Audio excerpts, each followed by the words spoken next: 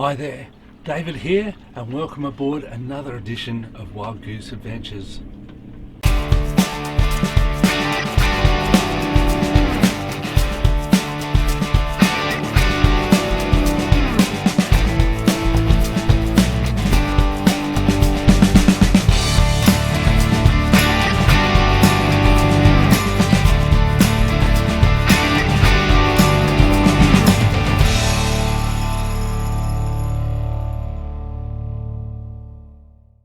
So it's hard to believe that after months really of wind blowing dogs off chains from the south, from the north, from the west, the northwest, the southwest, the southeast, just about every direction possible.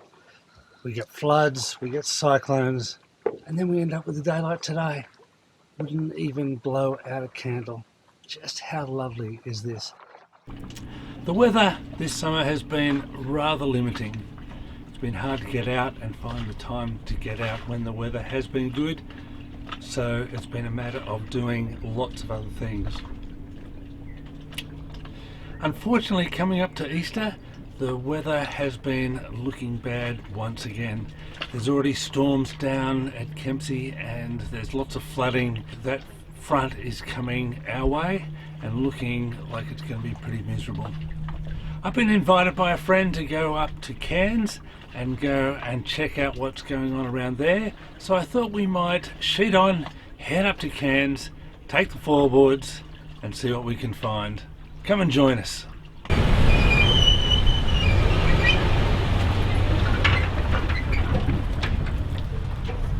So we're off. Queensland is a kind of a big state. The truth is, it's almost the same distance to travel from Melbourne through Sydney to Brisbane as it is to go from Brisbane in Queensland up to Cairns. Brisbane to Cairns is 1600 kilometres. It's a long way, and so there are significant landmarks on the way, and this one for me is a major one. The world is divided up into several bands of latitude. The one everyone knows about is the equator, being the middle. The second line of rings is at a latitude of approximately 33 degrees, and down here in the south, in the southern hemisphere, it's called the Tropic of Capricorn. In the northern hemisphere it is the Tropic of Cancer, and those lines represent the distance that the sun will pass straight overhead in the middle of summer. The Tropic of Capricorn also passes through in the southern hemisphere places like Chile, Argentina and South Africa. Most importantly, we're here passing through the Tropic of Capricorn in Rockhampton. Let's sheet on and keep heading north. The final two lines of significance of latitude occur around 66 degrees north and south of the equator, and they are of course the Arctic and Antarctic Circle, two places that we're not likely to go and visit with Wild Goose Adventures anytime soon. Well, my trip up to Cairns is a little bit disrupted. Just driving past here, we just passed Early Beach and the Chute Harbour, and I've got to Queen's Beach here at Bowen, and I think we might have a chance to go for a bit of a wing, so might mean I'll get back to Cairns a little bit late, but it was right on the way, and I just want to walk over and show you what I'm looking at, because I think this looks absolutely spot on for a bit of foil.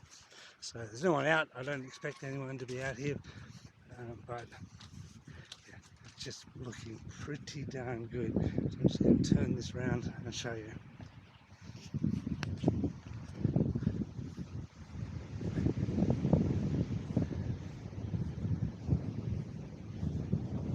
Maybe even get a coconut while I'm at it.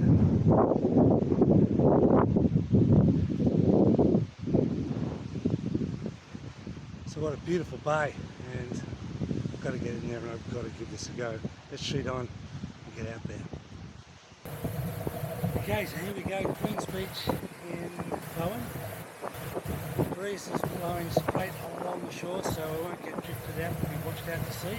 The worst thing could happen, I could end up over this beach down here and have to walk the train back, but I think it's all pretty safe, so let's sheet on, give it a go.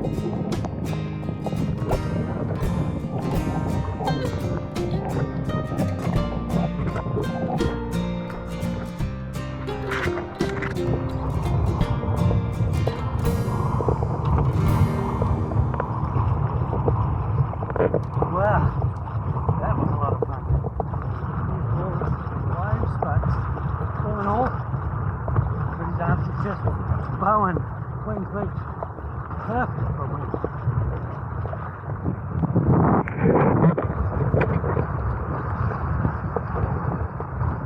Well, here we've made it up to Cairns. What an epic trip it was to get here. Looking forward to spending some time here and checking out what is going on. This place really has it all, and it's no wonder why they send everyone up here. We're going to leave it. I'm going to go and check out some of those things as we speak. So from Wild Goose Adventures, I hope you like it. If you did, hit the like button. Don't forget to subscribe. That would be totally awesome. And remember, until next time, smooth sailing.